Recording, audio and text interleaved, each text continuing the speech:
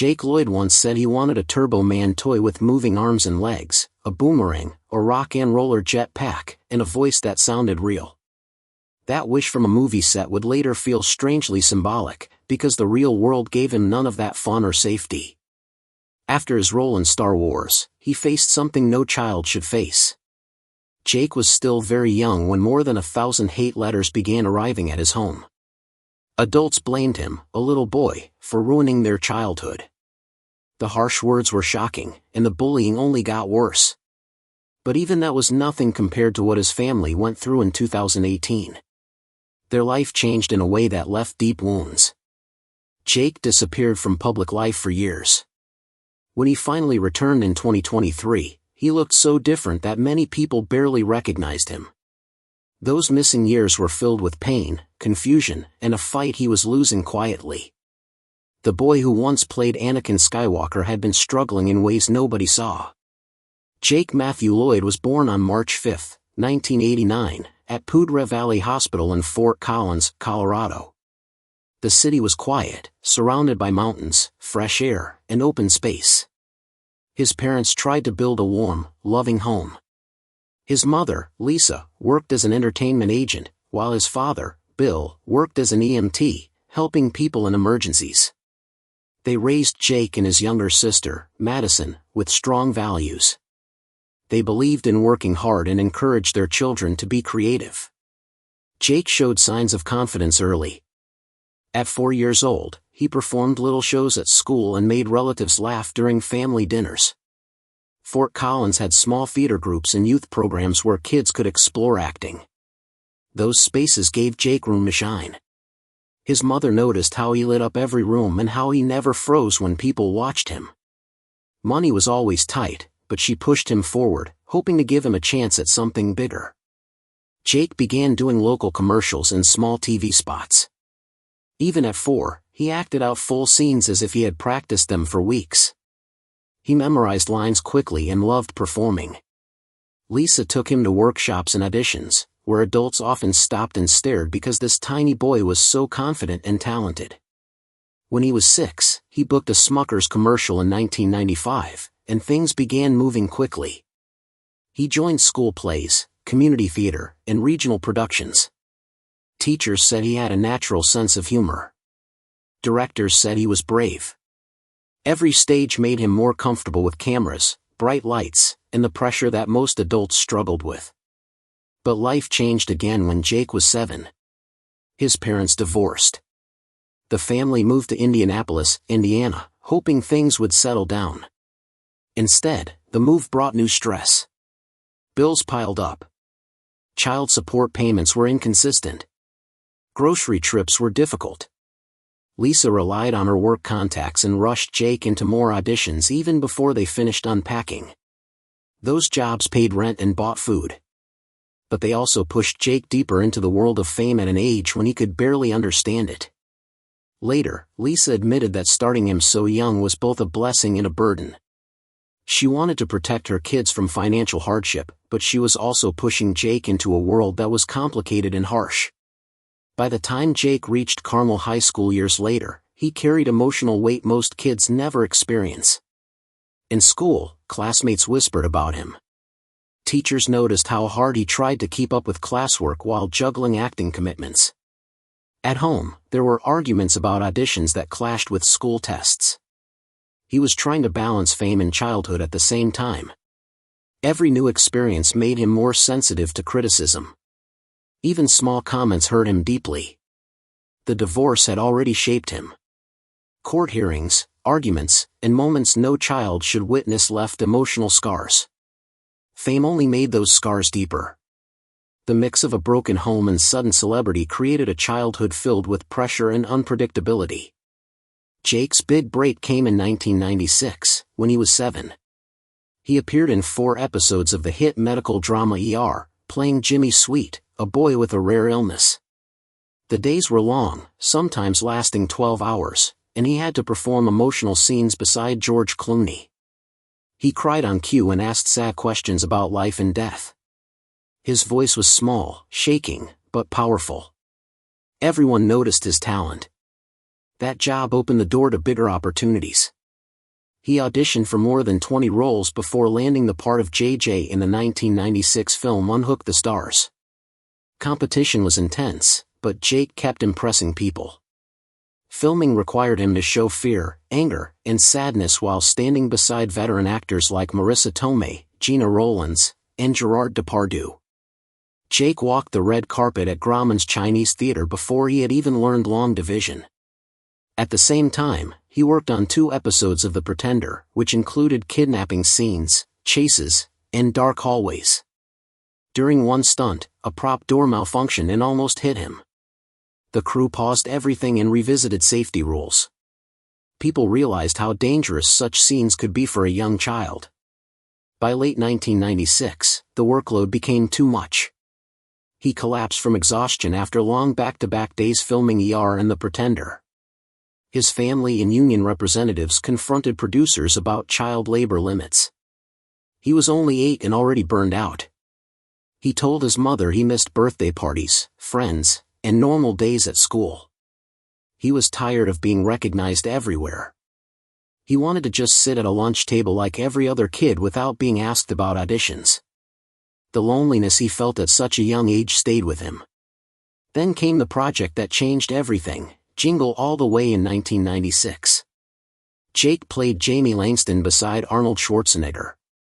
The film made $129 million worldwide. Jamie desperately wanted a Turbo Man toy, and audiences loved his energy.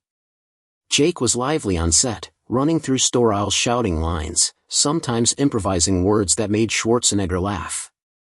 But there were accidents too.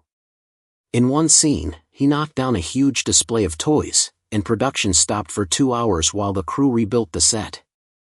The director scolded him lightly but also laughed because it felt like something a real kid would do. Jake made every scene feel alive. The tantrum scene became one of the most memorable in the movie. Jake had to cry for real in 15 takes, using real emotions from arguments with his sister Madison to make the scene honest. The crew saw his tiny face trembling and knew they were capturing something powerful. After the movie released, Jake received more than 500 fan letters. But hidden among them was danger. A stalker sent disturbing gifts, and his mother quickly increased security at home. It was a frightening reminder that fame can threaten a child's safety. Even with all the attention, Jake stayed grounded. In interviews, he said he liked real toys more than Hollywood props. He liked playing with kids his age more than working on sets. Acting didn't feel fun to him anymore. It felt like a job. His honesty showed how heavy fame can be for a child. Around this time, he starred in Apollo 11, playing Mark Armstrong, the son of astronaut Neil Armstrong. The production tried to recreate the moon landing with extreme accuracy.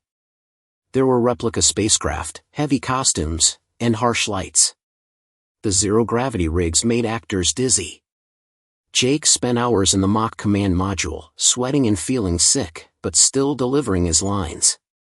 NASA consultants corrected tiny details during filming. Jake had to memorize complicated dialogue taken from real NASA transcripts. During one emotional scene, he added an unscripted line about being afraid of space travel. It came from his real fear of flying on the small planes used during production. The director was surprised because the moment felt real and heartfelt. Older actors like Jeffrey Donovan guided him, teaching him how to stay calm during long takes and repeated scenes. But Jake was still a kid. He sometimes giggled during serious moments, ruining takes. A producer scolded him in front of the cast, and Jake felt embarrassed. Still, he kept trying. His work ethic impressed everyone. His performance earned him a Young Artist Award nomination. Through the heat, long hours, and discomfort, he pushed himself. He didn't know it then, but Apollo 11 prepared him for the biggest role of his life. His growing interest in science and space would soon lead him straight to Star Wars, the moment that changed everything for him. No one knew that the biggest science fiction franchise in the world was waiting for him just ahead. In 1997, when he was 8 years old, Jake Lloyd's life changed suddenly. He joined an audition that had more than 3,000 kids from the US and Europe. All of them wanted the same part, the young Anakin Skywalker. Jake walked into the room without knowing much about science fiction, without understanding what a Jedi was, and without realizing how huge Star Wars was. He read the pod racing scene in a simple, honest way. George Lucas watched him and felt something natural in him, something not forced or overly trained. That real energy made Jake stand out from thousands of others. He didn't know it then, but that one reading was already pushing him ahead of kids who had been acting for years. The callbacks surprised him even more. Many kids who looked perfect on camera and delivered smooth lines were rejected. Their acting felt too rehearsed. Lucas wanted someone who sounded like a real kid, not a tiny adult trying to act grown up. Jake's natural voice and bright confidence matched exactly what Lucas imagined for the young Anakin. His final test with Liam Neeson sealed the decision. Neeson reacted to him warmly and later said Jake had something rare. With that, Jake won one of the biggest roles of the decade. Even though he came from a small town and had never carried a movie before, Lucas worked closely with him during rehearsals. He wanted Jake to understand the emotional meaning behind the Force. One day, during a practice fight, Lucas swung a prop lightsaber a little too fast. Jake lifted his hand, and the edge hit him hard enough to burn the skin. It was a small injury but painful. Jake winced, shook it off, and kept going. That moment shocked the adults around him because it showed how much pressure he was already under and how determined he was to keep going. Before filming began, Jake's family had secret meetings with Lucasfilm. They signed strict agreements and started salary talks. Jake was paid $500,000, a number that would have been unbelievable just a few years earlier. During tutoring breaks, he sketched pod racers. His drawings were so detailed that the design team used some of his ideas to adjust props. The crew loved his excitement. They said it felt like working with a kid who wasn't just acting in the Star Wars world, but helping shape it. The casting was supposed to stay secret until the official announcement, but the news leaked. Tabloids found out, and reporters suddenly appeared at his school. Kids who hardly noticed him before now stared at him like he was a character from a storybook. He hadn't filmed a single scene and already fame was putting pressure on him. It was his first taste of how quickly a childhood can disappear when the world starts watching. When filming for the Phantom Menace began in Tunisia in June 1997, the heat reached around 110 degrees. Jake was 10, dressed in a thick costume, sand sticking to him, and a helmet trapping heat. During one pod race scene, he collapsed from dehydration. The crew rushed him into a shaded tent, gave him water, and waited for him to feel better. They asked if he wanted to stop. He shook his head and went back to work. By the end of the day, he had done nearly 20 takes while strong winds blew sand across the set. The shoot lasted almost 2 weeks, and every day tested his endurance. During calmer scenes, funny moments helped lighten the mood. During a long Jedi Council scene, Jake suddenly made a perfect Wookiee roar. Natalie Portman jumped. The crew froze, then everyone burst out laughing. Ewan McGregor grinned and gave a playful warning like Obi-Wan scolding a student. Producers reminded Jake to stay focused, but even they smiled while saying it. These small moments helped him stay sane during the long hours. His voice work took more than 50 hours in the sound booth. One day he added a tiny extra yap after saying yay. Lucas loved it. Some editors said it was too childish, but Lucas refused to cut it. That one little sound stayed in the movie and became one of the lines fans still quote. California labor laws limited how long a child could work. He could only film 4 hours a day, so the entire production had to adjust to his schedule. It caused delays, and some scenes took many days to finish. After one exhausting morning, Jake broke down crying off camera. He was tired, overwhelmed, and carrying the weight of a role no kid his age could fully understand. The crew suddenly realized how much pressure he was holding inside. They wanted to protect him, but they also had deadlines to meet. When filming wrapped in 1998, he kept a small pod racer model from the set. It looked like a toy, but it meant something deeper. He had spent 6 months away from school and friends, living a life he never asked for. The model reminded him how strange and lonely the journey had been. Later he said he just wanted to play like other kids, but instead he lived inside a world controlled by adults. On May 19, 1999, he walked the red carpet at the Chinese theater. He was 10, wearing a suit, lights flashing in his eyes, crowds cheering, and everyone trying to take his picture. The movie made $64 million in its opening weekend and eventually passed $1 billion. Jake became famous overnight. He smiled and waved, not realizing a storm was coming. When critics watched the film, many went after him. Some reviews called his acting wooden. Others claimed he slowed the movie down. Adults on early internet forums mocked him with cruel nicknames. He was too young to understand it, but his mother understood it clearly. Soon threatening letters started arriving at their home. More than 1,000 hateful messages came in. His mother tried to protect him from all of it. His face appeared on toys, cereal boxes, and video games. Kids everywhere played with his character, but the children at his own school bullied him non-stop. They repeated his lines, mocked his voice, and filled hallways with taunts. The pressure crushed him, and he began withdrawing, skipping school, and developing anxiety. Newsweek published a harsh review attacking him directly. Ron Howard reacted angrily. He wrote a public letter defending Jake and calling the criticism unfair. The letter spread across Hollywood as a reminder that no one should target a child. Fan conventions became confusing and painful. Some fans treated him like a hero. Others insulted him openly. In 2002, he needed 8 bodyguards at one event because of threats. His fear grew, and his trust in people faded. Soon afterward, he quit acting completely. The cost had been too high for someone so young. In 2000, Jake won the Young Artist Award. He stood on stage smiling, thanking his family. The cheers lasted a few minutes, but the hate mail did not stop.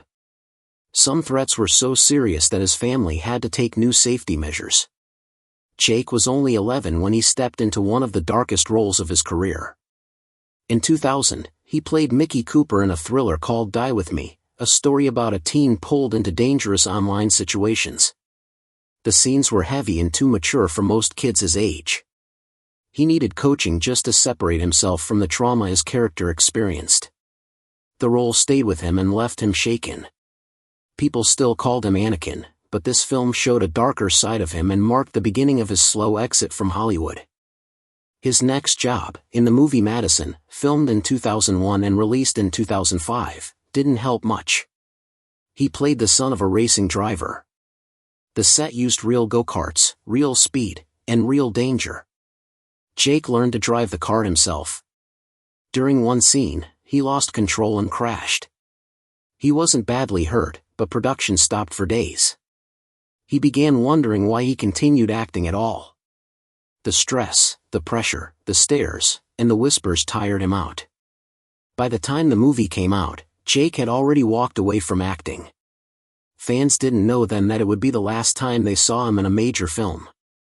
Even after quitting movies, he tried staying connected to the Star Wars world by voicing Anakin in several video games. At first it was fun, but soon the old stress came back. The repeated lines, the constant corrections, and the feeling of being judged made him walk out of one session. It was his final break from the character that had shaped his childhood in both good and painful ways. By 2001, his heart was no longer in acting. His parents got divorced, and he moved with his family to Indiana. The bullying at school continued. Kids mocked him daily for being Anakin. One day he went home and tore his own Star Wars drawings in anger. That was the moment he knew he was done forever. The world remembered him as Anakin Skywalker, but he didn't want any part of that identity anymore. He came back to the industry only once, and not as an actor. In 2009, he worked behind the scenes as a production assistant on a small film called Peer Pressure. It was quiet and unnoticed, but even then, the weight of his past followed him. Kids still teased him about Star Wars. He finished his job, kept to himself, and left. It was the last time he touched anything related to Hollywood.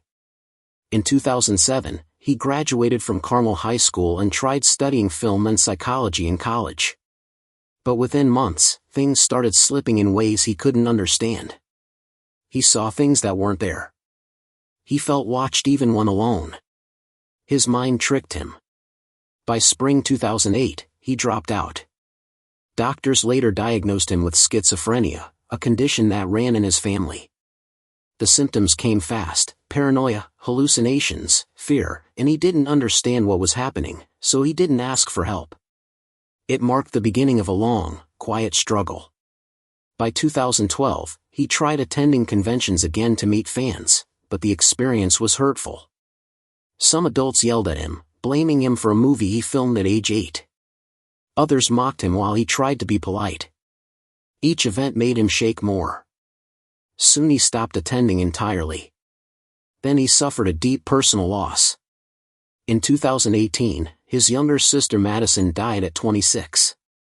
Her death broke him. She had been his comfort, the one who sat with him through his episodes and understood him without explanation. After she was gone, he drifted deeper into confusion. Sometimes he repeated her name during the moments when reality slipped away. His family watched him disappear into silence. His illness and his grief pushed him even further down. In 2015, he had already shown how far he was falling. He was arrested in South Carolina after a dangerous chase. He was terrified, confused, and stuck in a psychotic episode. Police didn't recognize the illness. The court couldn't find space in a mental health facility, so he spent 10 months in jail. No treatment, no medication, and no therapy. His mother later said the system failed him. Instead of help, he received isolation, which worsened his condition. His lowest point came in 2023 on a California freeway. He stopped traffic completely. Cars lined up while he stood there talking to voices only he could hear. His break lasted for hours. He was taken to a hospital and kept in mandatory inpatient care for 18 months. His condition was severe. He refused medication at first because his illness convinced him he was fine. Staff reported violent outbursts and deep delusions. But for the first time in years, he got steady long-term treatment. In January 2025, he entered a new chapter. He left the facility and moved to a rehabilitation center that allowed him some freedom. This time he took medication willingly. He understood his illness and worked with therapists. He said the treatment felt like a cushion that protected him from falling back into chaos. He played video games with his family and went on small outings. His mother finally felt relief watching him try hard to stay stable. At 35, he finally found solid ground. He even found comfort in the same fan community that once hurt him. In early 2025, he said meeting kind fans felt healing. He appreciated their support. He planned to celebrate May 4th by playing Star Wars games with his mother and reconnecting with memories that once caused him pain. The connection he feared now felt warm and safe. Then came a revelation that changed the story people told for years. In 2024, his mother explained that his schizophrenia wasn't caused by bullying, Star Wars, or stress. It came from genetics. It ran in the family and would have appeared no matter what. She said the illness was never his fault. Understanding this changed how people saw his story. It shifted the blame away from a movie or a child and placed it on biology and compassion. By 2025, Jake said he felt pretty good. Not perfect or cured, but steady. He had no plans to return to acting. All he wanted was peace, stability, and a life without fear. With medication, therapy, and strong family support, he could finally breathe. Fans still reached out, and he accepted their kindness without fear. After 2 decades of struggle, he stepped into a life defined not by fame or pain, but by healing and a quiet hope for a better future.